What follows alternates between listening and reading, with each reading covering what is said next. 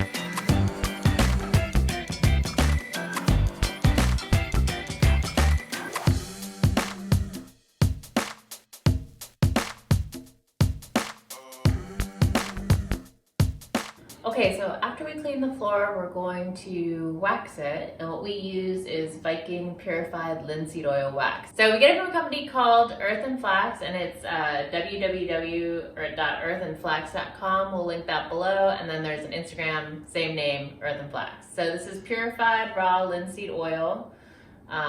So it's definitely a wax that goes onto the floor. It's gonna color it, it's gonna make it darker and richer looking, it's gonna nourish the wood. So it has no harmful VOCs, it's 100% natural, it's low maintenance, and it's solvent free. So great choice for the floors, just really easy to use. We vacuum the floor, make sure that it's clean, but it's not fussy, it's not sticky, you don't have to wait for like specific drying times. If you have to like access certain areas of your house, you can pretty much buff it, and then you know, we just like use sock feet and walk across it, so it seems to be fine. But we've had it in here since December, so almost 6 months, and it's been great. We have it upstairs, and it's the white colored one, and that has also been wearing really well, so we're super happy with this product. So it comes in 2 different sizes. We have 2 of these jars and 1 of these for both of these floors.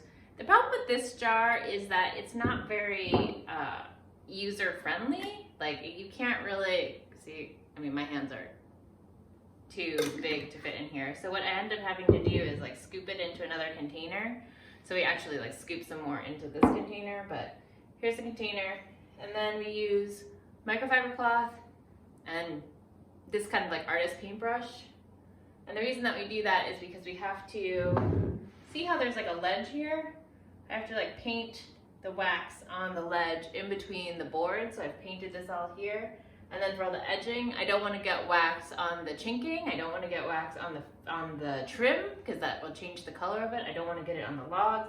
So I do all the detail work of like sneaking up onto the edges with the brush and wax it that way. And then we buff everything. So I'm rubbing it on like the main section, and then I'm doing all the cracks, and then I'm doing all the edges with the brush.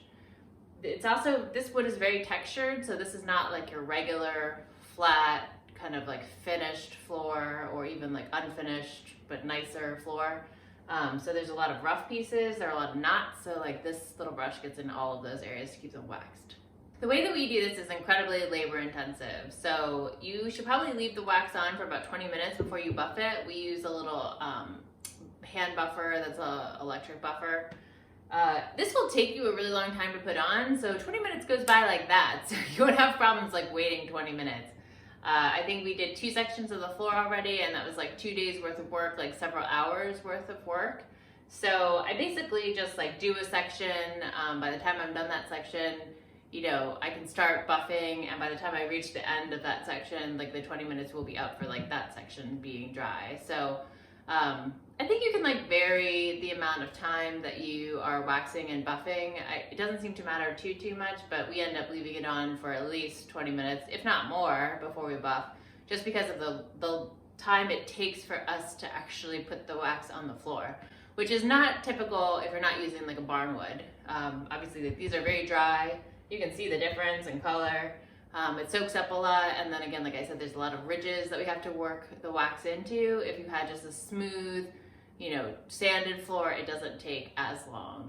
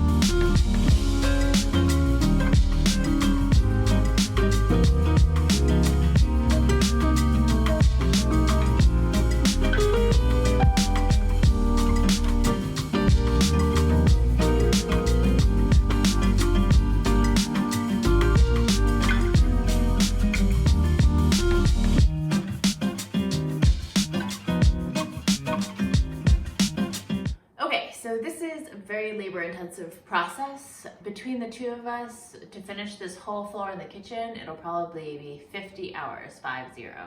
And this is the reason why. So very rustic floor, right? So this is reclaimed barn wood. You can see that there are different heights. So we need to take some small brush like this, and we go in here and we make sure that we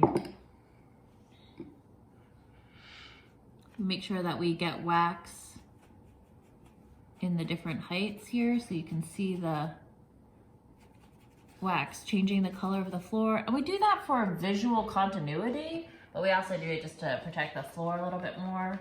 So if you can see these little bumps, then you will see the difference in color as your eye travels across the floor. So We go into every single one of these little crevices with this brush. We go into the crevices between the boards with the brush.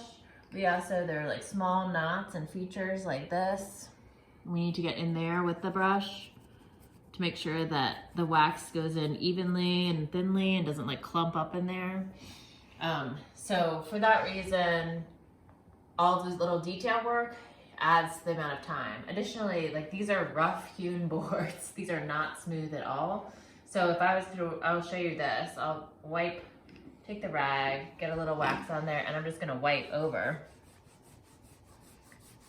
And you can see when I do that, there's spaces that like don't get any wax. So you can rub in different directions, and that actually, you know, sometimes works, but sometimes you have to go in with the brush and hit all these little low-lying areas, these little ridges in the wood, just to make sure that the coverage is even, like right there. So that's why it takes so long.